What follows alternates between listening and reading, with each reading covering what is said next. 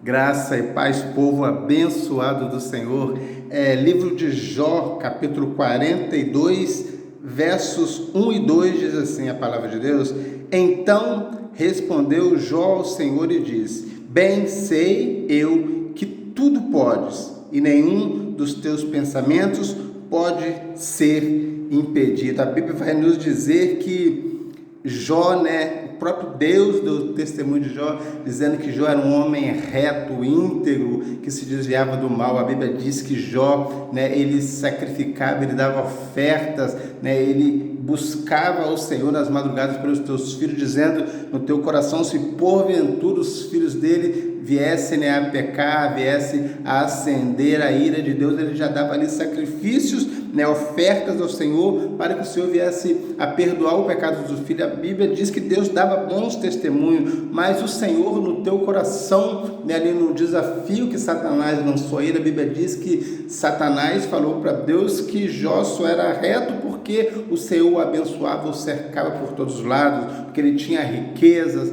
ele tinha uma família próspera e abençoada. A Bíblia diz que os filhos de Jó, eles faziam festas e todos os irmãos, se confraternizavam um com os outros, ou seja, era uma família abençoada, um homem íntegro, e ainda assim a Bíblia diz que ele foi provado. A Bíblia diz que ele perdeu os filhos, perdeu riqueza, perdeu tudo que tinha, e uma enfermidade assolou a tua vida, a ponto da lepra que consumia a tua pele, ele se coçava com cacos de telha. E agora aqui então Jó vai dizer que ele hoje assim, no tempo, naquele momento, ele conheceu a Deus, porque ele disse aqui, no versículo 5 desse mesmo capítulo: com o ouvir dos meus ouvidos ouvi, mas agora te veem os meus olhos. Uma coisa é você ouvir falar de Deus, você ter testemunhos, ouvir na rádio, de repente na congregação, ou de repente na televisão. Outra coisa é você ter uma vida com Deus.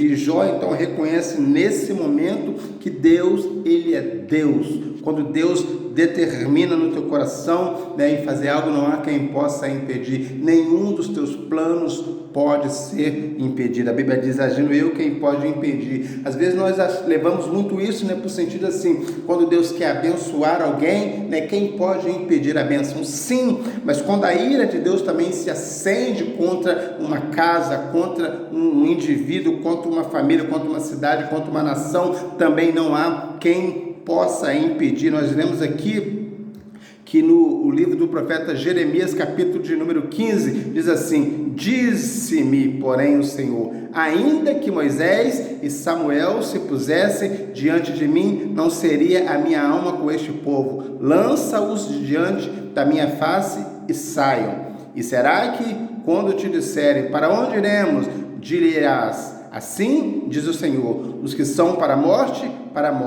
e os que são para a espada, para espadas, e os que são para a fome, e os que são para cativeiro, para cativeiro. Ou seja, Deus estava irado com o povo de Israel, porque era um povo rebelde. Há uma diferença, meu irmão, entre a gente cometer pecado, porque nós somos pecadores, nós somos gerados no pecado, o pecado habita em nós. Outra coisa é nós vivermos na prática. Uma coisa é aquele que está numa vida de pecado porque não conhece a verdade, outra coisa é aquele que tem total esclarecimento, mas permanece ali porque quer. Uma vida de rebeldia, ele sabe o que é certo, mas ele opta por fazer o errado. E a Bíblia diz que a ira do Senhor se acendeu contra o povo, e Deus então liberou uma sentença contra o povo. A Bíblia diz então que Jeremias foi interceder por o povo. Ele foi ao monte e começou a clamar a Deus por misericórdia, e Deus ouviu sim a voz do profeta, mas diz para o profeta: nem se Samuel. Quem é Samuel? Um homem que desde o ventre, nós já falamos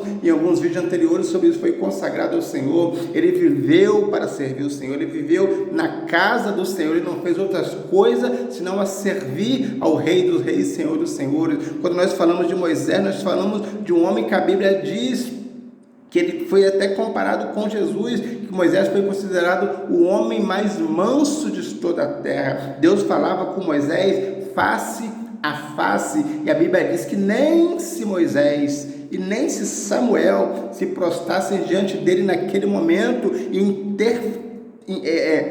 clamasse por esse povo por misericórdia, ele não ouviria, porque ele já estava determinado, e aqueles que eram para a morte morreriam, e aqueles que eram para cativeiro seriam cativos, porque quando a ira do Senhor se acende, só há algo que pode quebrantar o coração de Deus, é um coração contrito e genuíno. Nós precisamos nos arrepender, nós precisamos lembrar que Deus é Deus e nós somos criaturas, sim, filhos em Cristo. Nós só somos filhos de Deus quando nós estamos em Cristo. Quando nós não estamos em Cristo, infelizmente, nós somos apenas criaturas, e Deus tem todo o poder no céu e debaixo do céu sobre a minha vida e sobre a tua vida, sobre a minha casa e sobre a tua casa. Que nós possamos nos voltar para Deus. Precisamos voltar ao primeiro amor, voltar às primeiras práticas. Sabe, no primeiro amor, quando você se encontra com Jesus e você ouve a voz do Senhor, você está sensível, e quando o Senhor diz assim, não faz, você não faz.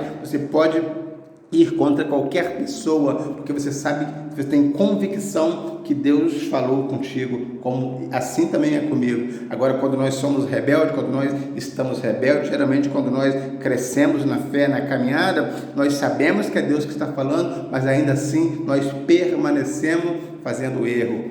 Toma posse dessa palavra. Você tem vida com Deus, você tem uma palavra revelada sobre a tua vida nesse momento. Se achegue ao Senhor, arrependa dos teus pecados, peça perdão. A Bíblia diz que aquele que começou a boa obra em nós é fiel para terminá-la até o dia da sua vinda. Que o Senhor te abençoe em nome de Jesus Cristo. Um abraço.